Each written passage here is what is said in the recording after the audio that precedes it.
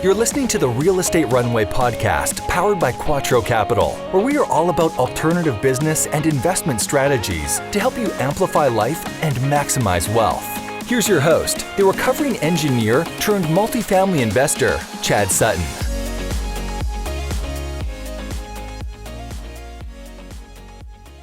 All right, Real Estate Runway family, welcome to another episode of the Real Estate Runway podcast. I'm your host, Chad Sutton, and I'm joined today with Akeel Jabber. Akeel is an expert in growth marketing strategy and capital raising for B2B SaaS companies, SaaS companies. We'll let him explain what that is. He is the founder and investment director at HoriZen Capital, previous CEO at $99 Social, and the host of the SaaS District Podcast. So without further ado, Akeel, welcome to the show. How are you doing, sir? I'm good, Chad. Thank you so much for having me on today. Good. Akeel, you're a little bit different of a guest than we typically have on here. And I know occasionally we talk about other asset classes than just real estate related acquisition, rehab, or development.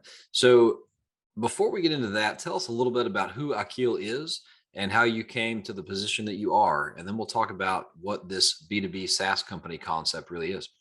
Yeah, absolutely. So quick background on myself. I'm actually a petroleum engineer turned entrepreneur. So I worked in the white collar industry for several years. And I made that full-time leap almost 7 years ago into entrepreneurship. But even a while back in university, actually, that's when I launched my first business at the time. It was a recruitment firm where I was helping hiring tech talent for many startups around the world. But my passion was always around how do I increase my cash returns from the money I was making to essentially replace my income, right? So I think a lot of people, think about passive income or active income, and they find ways of, where to deploy their capital to, eventually replace their income and, have that freedom of independence. So I actually started investing in the stock market when I was about 17 years old. And I learned a lot of hard mistakes, right? Like what I learned quickly after a couple of, losses was that, you don't have control over so many factors, right? When you're trying to pick stocks, business can be affected by, turmoil or news or macroeconomic factors or politics. And then, you can plummet your stock overnight, right? And then second of all, you're competing with guys on Wall Street who have a lot more sophisticated technology. They have algorithms, they have that experience where they're picking, better deals to invest in, better than you can, right? That's like, deciding to go pick up basketball against LeBron James. Like, you're not gonna win, right? So that's when I actually came across the book Cash Flow Quadrant by Robert Kiyosaki, which I think a lot of your audience are familiar with. And I learned about, investing in cash generating assets, controlling your own income, time, and then obviously, leveraging debt effectively. So I'd used some of the cash I saved at the time, and I started investing in some real estate in Canada. So I actually still have some of those. So I bought my first one and then my second one. And, at this time, I'm about 25 years old. And I felt like this was too slow for me. Like I'm 25, I want results fast, right? Like, you know how it is when you're at that age, you just don't have the patience. You're making a few $100s here, you save it, you're like all that work. And then, I'm only making a few hundred, in terms of cash flow. I still think real estate is great. And, I'm sure people listening in can, probably have better opinion on where I should have put that. Traditional residential wasn't probably the best way. I never looked into multi-units or commercial. Maybe that could have been, something more lucrative. But I still think it's good. I still hold on to it. I look at more of a long-term invested, maybe, 15, 20 years down the line, it's something more valuable for me. Then I kind of invested in a physical business at that time. So I actually bought a physical franchise gym in Canada. And that's where I learned about recurring revenue, churn, LTV, local marketing. But I still felt the limitation of that model, right? So the problem with having a franchise or a physical retail location is you're super dependent on one location. I think just like same, I would say with real estate, you have kind of a certain location of how you can manage it. And second of all, it's super expensive to scale, right? Every time you want to open a next location, you're looking at, $500,000, $1 million. But, comparing to real estate, I think it's a little quicker from my experience. I'll look at it, maybe a 5 or 10-year return on your investment. And that's when I learned around that time, I learned about digital and online businesses. And I bought my first online business at the time from a broker called Empire Flippers. And I bought an affiliate website at the time. I think it was a small website. I think I paid like less than $50,000 and I was hooked, right? So I saw like, hey, I was actually making money online from my computer and I was getting checks every month. I learned about conversion rate optimization, SEO, hiring teams remotely, affiliate marketing, email marketing, all that fun stuff. And that's around the time when I quit my job at the time. And I joined another firm called Wired Investors. And at the time, they were doing the same thing what I was doing, with these online businesses, and they're building a portfolio of companies, but they were doing it with bigger, 7-figure acquisitions. So I joined them at the time, and then after helping them raise some capital, investing in some deals, I took on the role of being CEO of a company called $99 Social, where within 5 months of that acquisition, I was able to double the earnings of the company. And eventually from there, I moved up to be group CEO of all the SaaS companies, where I was working closely with the CEOs and helping them, implement different growth strategies. And then about 2 years ago, I actually left that group and I decided to focus on launching HoriZen Capital, where we really only focus on B2B SaaS companies as our expertise. And funny enough, when I started HoriZen, the goal was no longer, focus on cash flow. Yes, we provide, double, triple digit returns for our investors and on every deal, but the focus is really about how do we empower entrepreneurship through a different path, which is through, entrepreneurship through acquisition and buying companies, helping them scale and take their business to the next level, and being there to support them. So that's kind of me in a nutshell. Highly interesting, Akeel. So let's take a next step into this here. So, we obviously talk about real estate a lot on this show, but if you listen to the intro or the tagline of the show, we also get into alternative assets. There are more ways to make money, everyone here, than just real estate acquisitions. Now, they are tax advantaged. We do get losses from them, things of that sort, but there are other asset classes where you can deploy capital and see, I think I heard you say triple digit returns, and kind of supplement that portfolio a little bit. So help us understand what exactly a B2B SaaS company is and why you chose that particular style of asset to acquire. So in terms of, why I decided, B2B SaaS, I think it just came out of interest. I think to be able to find out what you want and what's interesting to you and what, gets you excited every day, you have to go through, different stages of, trying out different jobs or positions or roles, and knowing what you don't want, right? By finding out what you don't want, you then eventually find what you want. So once I learned about, B2B SaaS, working with those type of companies, I really decided to double down, focus on it, and, really try to be, an expert in that one area. I'm sure, people who work in real estate, they probably do, commercial real estate in, Florida, by the beach or whatever it is, but, they have that kind of niche and they figure out, a system that works for them, and they know how to leverage it and, get the best returns. But, if you're jumping from real estate to commercial to, all different kind of assets, I think you may lose some efficiencies, and, you have to learn a new thing every single time. In terms of what SaaS is, it's basically stands for software as a service. So you probably see this on your, we're looking, we're using Zoom right now. That's considered a SaaS. You open up your phone, you're using all these software. Basically, think of it as a service where you have a bunch of code being written or algorithms written for you. That's doing, all these ninjas in the back doing the work for the service on a 24/7 basis. So it basically, service, but it's done kind of in an automated fashion. So hopefully that makes sense.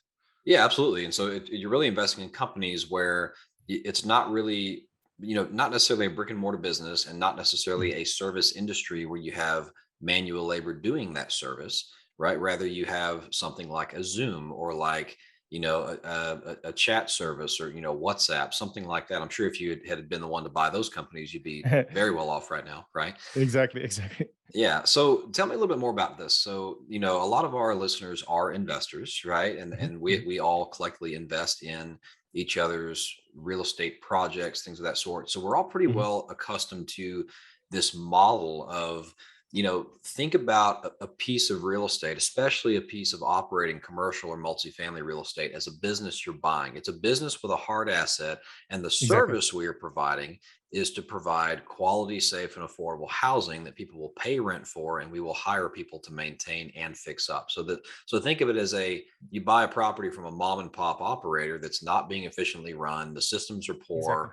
Exactly. You don't have the right people in place. The hard asset is out of date and needs updating. So we're all pretty well familiar with how you go in and you inject capital, you implement operational efficiencies, you implement new sheriff in town rules, and you start spending money to increase the value, the market intrinsic value of the product in terms of what it's willing to rent for and sell for. So there's a similar concept when acquiring any company for that matter, but specifically a B2B SaaS. So what does that business model kind of look like? How are you adding value to generate returns for your investors? Yeah, that's a good point. So, and that's the difference with, any online business. You don't have that physical, hard asset behind it, and it's hard to, a couple of things. One is probably, getting leverage. I think what makes the return so nice with real estate is, you can probably leverage, sometimes 80, 90, even more percent of the deal. Now there's a lot more, finance people in the space who are getting interested in, lending to businesses without having that physical asset. So you can actually get maybe SBA loans are even interested in looking at some of these deals. They have a higher criteria, but still an option. In terms of what we do to increase the value, well, think about it from real estate. You said it's poorly managed. Maybe they're not doing anything to optimize the feel, the vibe, it's outdated. They're not giving the right attention. They don't have a good filtering process for bringing on the right tenants. Same with us. We'll look at a deal, we'll look at the opportunity. The main thing, we have like a over 200-point checklist, and then we'll create a scorecard based off that. But typically, when a founder is coming to us and they've built a product, they're normally really good at building product. Like I would say, I don't know what's the equivalent in real estate. Maybe the designer, the architect, or whoever. They just get so obsessed in terms of building, or even the builders. But they're not good at marketing or growth. And they've kind of grown organically. They've built a really, really good product, but they just haven't been able to get it to market and reach a bigger potential. The thing is, with real estate and with physical businesses, you're very restricted in terms of who you can rent it out to, who you can generate income from, right? Like unless maybe Airbnb, you're reaching a bigger market of travelers, but in general, you have a geographical restriction. With SaaS, typically, almost the whole world is your market. Depending on language restrictions and whatnot, but let's say you can sell to at least all of North America, depending on the product. But generally you have a lot bigger market. So our expertise is like, okay, you haven't done much marketing, you've built a decent product, it's growing. Our minimum threshold is you're doing at least $500K in annual recurring revenue, and then we say, okay, we're going to start putting in these growth playbooks like PPC and paid marketing, SEO. Conversion rate optimization, and then we have all these different areas of which integrations and press releases and all these different things that are going to get you more visibility, more traffic, more leads, more sales, and then ultimately grow revenue at the top line and returns for investors. Yeah, it's fantastic. So you said a couple of buzzwords there that I love from my previous life in corporate America and things of that sort. Growth playbooks, right? You have a couple of quite literally playbooks of areas where you can implement value and increase the subscribers or users of a given product, and therefore increase revenues. So in our world, net operating income is how we're valued, in terms of what someone's willing to buy or sell or trade the asset for. I'm assuming that's the same in this world, right? You're valued and looked at what you can evaluated for leverage, things of that sort, based on your net operating income. Is that true? So with an online business, like a content website, for example, or like an e-commerce store, they'll typically look at your EBITDA. I think it's probably pretty similar. In SaaS specifically, it's a little different. We look at ARR, which is your annual recurring revenue, and we'll base it off that. And the reason is you'll typically have companies who are break even, but they're growing so fast that they're just reinvesting all the money into growth. So there is that kind of calculation where growth is a big factor in your calculation evaluation. So the faster you're growing, the higher your value, because you're kind of postponing the returns for a couple of years down the line. Sure. But the return is going to pay off a lot quicker. So that's how we evaluate. Yeah, that makes sense. Okay. Yeah. Have you heard about the Multifamily Investor Nation Summit coming up on January 20th? If you've never been, it's a 3-day information-packed event for multifamily investors with over 1,000 attendees and over 50 speakers. Not only will you hear from experts about finding deals, raising capital, underwriting strategies, selecting markets, and so much more, but this year, our partners here at Quattro Capital are excited to be participating with 3 speakers at the event. Our amazing Kim Wendland will be speaking on the often neglected subject of asset management, how to make the machine hum. While our most interesting man in real estate, Maurice Philogene, will be speaking on how to leave your corporate job for a freedom lifestyle. I personally will even be speaking on the topic of how to perform due diligence on multifamily assets before you purchase them, and the not so common things to watch out for. Go to mfinsummit.com to grab your ticket and use promo code Quattro to get $100 off of your full access pass. Whether you are new to multifamily investing or a seasoned investor, you do not want to miss this event. Join Team Quattro at the Multifamily Investor Nation Summit. Visit mfinsummit.com, promo code Quattro. That's mfinsummit.com, promo code Quattro. Well, so tell us, for an investor, let's talk about A, for an investor, and B, for a business owner, right? So for an investor, what does it look like to work with you, and what does one see in terms of an investment opportunity where one could inject some capital, see X, Y, and Z happen, and then get a return out of it? Yeah, so our investment thesis is we try to hold the business, for at least 3 to 5 years. The way we structure it, we actually have a HoriZen kind of SaaS investment club. So if you want to apply, you can go to our website and check that out. And basically, how it works with the investors and what we work with, we have a deal, we do our kind of high level due diligence, we negotiate the terms, make sure it's the right fit. We know there's opportunity, we understand all the risks, and then once we get to a point where we feel comfortable that we have a deal, we circulate it out to our investment club and say, hey, look, this is the deal, this is the structure. We're buying it for $2 million. We're doing a 20% earnout, 10% seller retention or note, and the rest will be in equity, and we're looking to raise, let's say, $1 million on this. And then our typical check size are coming in from investors. We take anywhere between 100 to 300K is generally what we work with, and we pull that capital. We deploy it, and then we come in as the operator and start applying the playbook. Generally, the first year we're taking all the profits and reinvesting it into growth, and then after that we're kind of distributing every quarter back to investors. And typically, our returns we're seeing is on a cash on cash basis is upwards of 30, 40, 40% IRR, which is pretty nice. Yeah, fantastic. So that's one way to make money as an investor. Now, if you are an individual who maybe has created a software as a service company, what does it look like to work with you in terms of, I'm not sure if this would be a merger, an acquisition, a buyout. Yeah. Help me understand what that would be for that business owner. Yeah, we're pretty flexible. And, when it comes to working with founders, like generally, we find a lot of founders who don't want to sell, or they want to stay on board and they're still excited. Like there's 3 places where they'll come to us, right? The one, they've built a really good product and they've been working on this for 5, 6, 7 years. And they're just burnt out. Like they're like, hey, this is my first time as an entrepreneur. I built a really good business.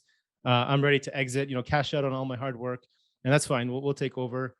The other side is, the ones who are, multi kind of entrepreneurs and they're working on so many things and they just want to work, go from one thing, they build it and they sell it and they work on the next thing, which is fine. And then, so they're coming to us to say, look, I've got this baby, I've been working on it. We just make sure, we feel, we give you the respectable valuation, give you a good deal. If you want to stay on board, that's entirely up to you. We'll kind of negotiate. Sometimes we've had people stay around for about a year or so, as part of their earnout or part of an agreement to help us. They focus on the product and we focus on the growth. But generally, within, if we get to an agreement and we feel everything's in line, so I think similar to real estate, we sign an LOI, start a due diligence period, takes about 60 days, and then we're closing and transferring assets. In this specific asset, it's different. You don't have a physical, you don't hand over the keys. You hand over the domain, which is your website, and then you hand over the code base and your email list, and all the contracts and whatnot that go with the payments and whatnot. Very interesting. I'm very intrigued, Akeel. So I think from that perspective, it makes sense what you're doing. And so how can our listeners get involved with what you're doing? Okay, so there's a couple of ways. I mean, if you're an investor, I mean, we're going to be raised, like right now we're doing every deal on a deal by deal basis, right? We've got a company, $1 million. We're going to pay, $2.5 million for it. And then we're going to go out and raise the capital on a deal by deal. We're using a bit of debt. Like we have a good partner. Maybe we can come in for maybe 40 or 50% of it, which is nice to get that leverage returns. And, we're also, probably by the end of the year, we're going to raise an actual, fund, probably a couple $1 million to, do this a little more efficiently and spread the capital across a couple of deals. But I mean, if listeners are looking in to invest on some deals, we're happy to speak with you. You can, apply to be a part of our investment club. The other side is if you want to be, if you have experience in tech and you want to be an operator, maybe we can help you out and maybe you can get involved in terms of, being more management and some of the deals we're looking at as well. Fantastic. And Akeel, I'm a little off the cuff here. I don't know if you're able to disclose this, but are you able to talk about any of the past acquisitions, any names that our audience would know, or anything that you could divulge? I mean, I mentioned one, which was $99 Social. I mean, if you want to look at that, a couple of deals you can look at. Social Tools is another one, socialtools.me. Longtail Pro, it's a keyword research tool, maybe used for SEO. And right now we're actually working with a company called postalytics.com. Actually, this might be interesting for a lot of your listeners, maybe doing direct mail, because real estate is a big market for us. Direct mail directly from your computer. So you log in, you're able to create it like you're using MailChimp, and you can mail it out anywhere in the US. It doesn't matter if you're sending one piece of mail or 10,000, and it's scheduled out and syncs with your CRM. It's a pretty sweet tool. That's pretty handy and great example of software as a service. No matter what industry you're in, there's probably some or many software tools that are enabling more efficient work in that space. That's fantastic. Yeah. So Akeel, let's transition real quick to the Quattro Trio, 3 questions we ask every guest on the show. So if you had to pick one superpower in your business or industry, what would it be? So I think this has kind of been developed over time. I think I used to be very opportunistic. And just focusing on the growth and opportunity. But I think I've learned to step back and look at everything as from the risk perspective. What are the risks, and how can we mitigate it? And that takes a lot of effort and clear thinking of being able to say no to deals and understanding, walk away even after spending all the time and money into digging in. So I think I've learned I think my superpower is probably learning to say no after looking at stuff, no matter how invested I feel I am. Very important, the power of no. So give us some dirt, Akeel. What is your biggest failure to date, and what did it teach you? I can talk about an investment mistake. So actually, one of the deals I bought was actually the affiliate website I bought a couple of years ago. A lot of the income was actually generated through Google Ads. So it received a lot of traffic, and it was based on a percentage of those people coming to the website would click on the ads.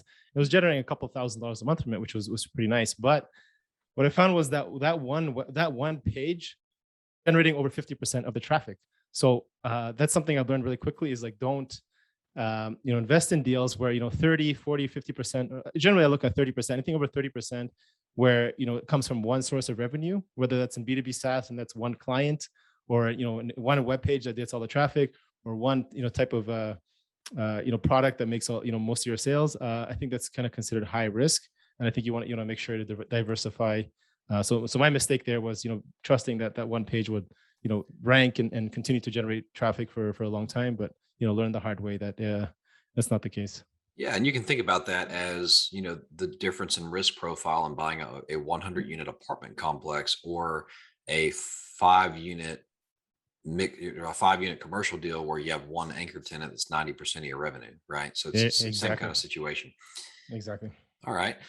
Well, if our listeners wanted to get in touch with you, what is the best way? You can check us out at our website, HoriZen Capital, capital.com, or you can connect with me on Twitter at Akeel Jabber or LinkedIn. Either works with me. All right. Fantastic. Well, Akeel, it's been a pleasure having you on the show. Thank you for coming on and talking about an alternative asset class that our listeners can investigate and dabble in and maybe come to you as an expert. It's been a pleasure having you on today. No, thank you so much, Chad. It was nice chatting with you. All right, everyone. This has been another episode of the Real Estate Runway Podcast. Over and out. We hope this episode was insightful and brought value to your day. If so, please be awesome and leave us a 5-star review. Find out how Team Quattro can help you at thequattroway.com. Until next time, this is the Real Estate Runway Podcast.